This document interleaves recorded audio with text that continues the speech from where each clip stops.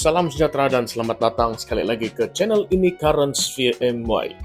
Kamu rasa politik Sabah sekarang ini memang panas ataupun betul-betul hampir mahu meletup? Sebab dalam video kali ini kita akan bongkar satu laporan Ilham Center yang didakwa sangat memihak kepada GRS dan reaksi keras daripada Barisan Sabah dan UMNO Sabah yang mengatakan laporan itu tidak berpijak di bumi yang nyata. Ada beberapa fakta trivia yang kamu mungkin tidak tahu, kontroversi tersembunyi yang belum banyak diperkatakan. Jadi jangan kemana-mana, stay sampai habis sebab kita akan buka satu persoalan kontroversi yang mungkin buat kamu terkejut tentang masa depan politik Sabah menjelang PRN17. Kita buat santai saja, tetapi serius. Baiklah, mari kita mulakan. Yang pertama, apa sebenarnya laporan Ilham Center yang menjadi punca kontroversi? Ilham Center adalah badan analisis bebas yang membuat kajian yang mendakwa GRS khususnya di kerusi majoriti Bumi Putra Islam dan Kadazan Dusun Murut Rungus ataupun KDMR ada kelebihan berbanding pencabar lain menjelang pilihan raya negeri Sabah ke-17 nanti. Kajian itu menyebut yang Barisan Nasional Sabah dan warisan akan sukar menembusi strongholds GRS di kawasan-kawasan tersebut. Di kawasan bandar yang dominan Cina, Pakatan Harapan pula masih dilihat mempunyai pengaruh. Tapi kemudian reaksi pantas daripada pihak Barisan. Sabah Barisan melalui ketua belia mereka, Sufyan Abdul Karim, menggambarkan yang laporan itu sebagai lebih akademik daripada realistik. Maksudnya teori sahaja dan tidak mewakili realiti rakyat yang sedang menderita dengan kos sara hidup, kemudahan asas yang masih lagi terbengkalai, dan juga pembangunan yang tidak sekata.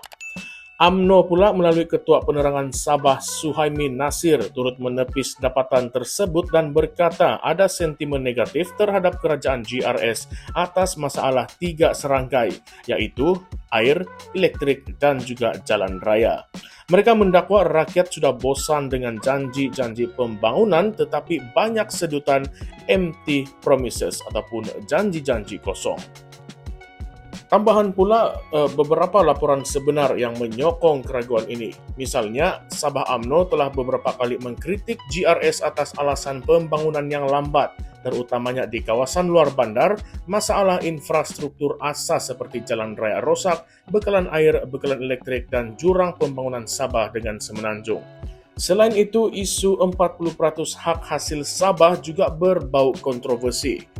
Menurut laporan, kerajaan negeri telah meluluskan mesyuarat untuk membincangkan tuntutan itu, tetapi surat untuk mesyuarat tidak pernah dihantar.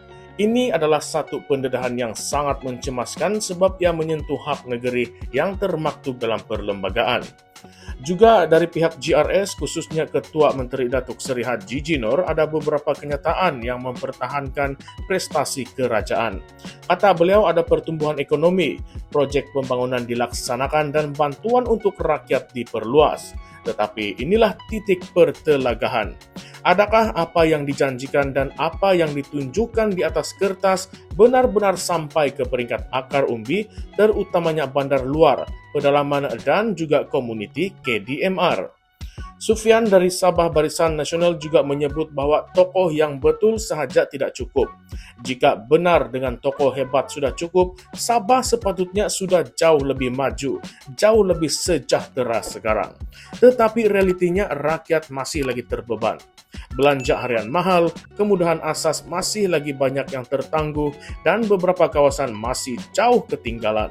Ini memberikan kredibiliti kepada dakwaan bahwa laporan Ilham Center, walaupun akademik dan mungkin betul untuk beberapa data, gagal menggambarkan ruang sebenar rakyat. Tambahan lagi, warisan juga pernah mengkritik GRS kerana gagal memperbaiki isu kemiskinan, pengangguran dan pembaziran walaupun bajet negeri yang besar telah dibentangkan. Dan Sabah UMNO juga menegaskan bahwa walaupun pendapatan negeri meningkat, kualiti hidup rakyat tidak berubah secara drastik. Contoh paling mudah, jalan penuh lubang, bekalan air, bekalan elektrik pun tidak stabil. Jadi, dalam naratif ini ada dua pihak yang saling tuntut-menuntut. Pihak laporan Ilham Center dan juga GRS, penyokong GRS, melawan pihak pembangkang dan barisan UMNO yang bagi gambaran rakyat daif dan tidak puas hati. Baiklah, sekarang kita pergi pula kepada ulasan yang utama. Apakah makna semua ini? Apa yang ditunjukkan dari segi politik? Apa risiko dan implikasi jika dakwaan pembangkang ada benarnya? Yang pertama, laporan seperti Ilham Center meskipun bebas sering digunakan sebagai alat strategi oleh pihak politikal untuk membuat tanggapan di kalangan pengundi bahwa GRS sudah ada kelebihan. Ini boleh mempengaruhi persepsi, media, momentum, dan juga sokongan awal. Jika pengundi rasa satu pihak sudah menang besar, mereka mungkin menjadi kurang agresif untuk menyokong ataupun keluar mengundi. Atau sebaliknya, ada undi protes. Yang kedua, jika pembangunan tidak seiring janji dalam laporan akademik, maka janji-janji yang dibawa sebagai teori, contohnya kekuatan tokoh ataupun kelebihan jentera kerajaan, jika rakyat tidak nampak hasil, akan timbul rasa kecewa yang besar. Ini boleh menyebabkan fenomena disillusionment, yaitu pengundi kecewa. Mungkin salah satu komponen undi protes meningkat yang boleh mengganggu ramalan yang dibuat berdasarkan laporan-laporan seperti Ilham Center. Yang ketiga, isu hak hasil negeri seperti 40% yang disebut dalam berita pendedahan kerana mesyuarat yang sudah dipersetujui tetapi surat tidak dihantar. Ini bukan perkara yang kecil. Ia menunjukkan mungkin kelemahan dalam sistem pentadbiran, integriti, kewibawaan kerajaan GRS jika gagal melaksanakan perkara yang sudah dibenarkan di peringkat kabinet. Rakyat akan tanya, kalau ini pun tidak boleh urus dengan teratur, bagaimana pula mau mengurus benda yang lain? Nah, yang keempat, ada risiko bahwa laporan seperti ini sebenarnya membuka ruang untuk propaganda oleh pihak pembangkang. Mereka boleh menggunakan fakta yang sahih, yaitu kelemahan infrastruktur, kenaikan kos sara hidup, dan isu bekalan elektrik dan air, lalu menggabungkannya dengan aduan rakyat, menjadikan naratif bahwa GRS tidak serius ataupun gagal. Dan yang terakhir, dari sudut strategi politik pula, Sabah Barisan dan UMNO tidak terus menyerah. Mereka menolak laporan itu, menyeru rakyat untuk menilai sendiri, membawa semangat gelombang biru yang membuktikan yang mereka ini masih lagi kuat.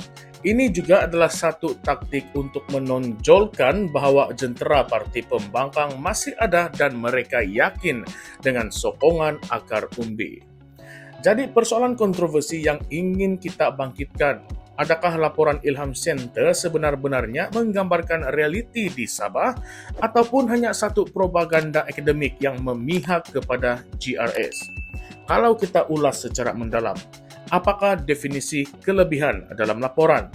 Ia termasuk dalam tokoh berpengaruh, jentera kerajaan, kelebihan sumber, namun tidak dinyatakan dengan jelas sejauh mana sumber itu telah diterjemahkan kepada pembangunan di semua kawasan, bandar, luar bandar, pedalaman, dan juga komuniti suku kaum seperti KDMR.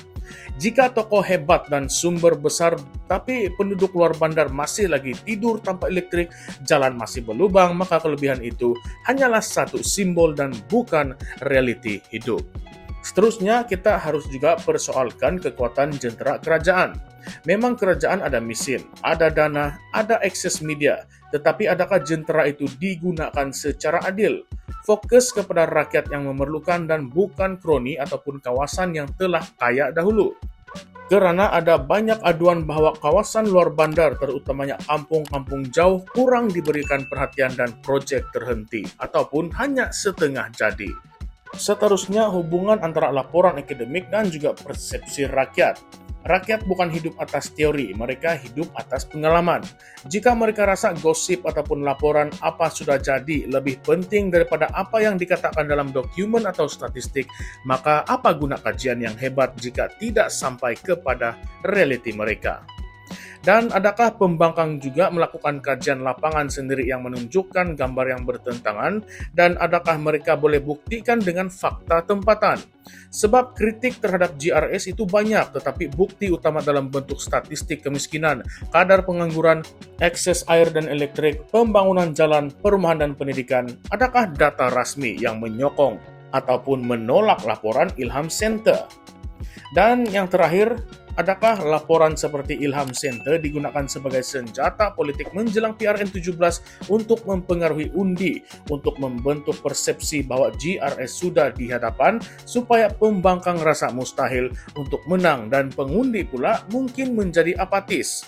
Jika iya, ini adalah satu bentuk manipulasi persepsi. Baiklah semua, kita sudah lihat sama ada laporan Ilham itu benar atau tidak. Ada fakta kuat, ada masalah, ada banyak ruang untuk keraguan. Adakah kita sebagai rakyat Sabah akan terus tertipu dengan statistik dan teori, ataupun kita mulakan gerakan menuntut realiti di lapangan? Bekalan air, elektrik, jalan raya yang boleh digunakan, pembangunan sekolah, kos sara hidup itu turun. Itu semua janji yang perlu diuji. Baiklah, sahabat-sahabat semua, rekan-rekan saya semua, kalau kamu rasa kandungan ini ataupun konten ini membuka mata kamu tentang betapa rantingnya politik Sabah hari ini, jangan lupa untuk share video ini, dan jangan juga lupa untuk komen di bawah apa pengalaman kamu dengan GRS di kawasan kamu.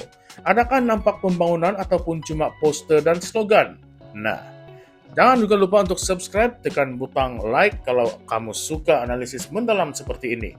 Dan jangan lupa aktifkan lonceng supaya video seterusnya tidak terlepas. Kita akan terus bongkar isu yang orang mungkin takut mau sentuh. Untungkan rakyat, bukan politik semata-mata. Baiklah semua, salam sejahtera dan salam reformasi, salam perjuangan. Kita jumpa lagi di konten yang seterusnya. Sekian sahaja, terima kasih semua.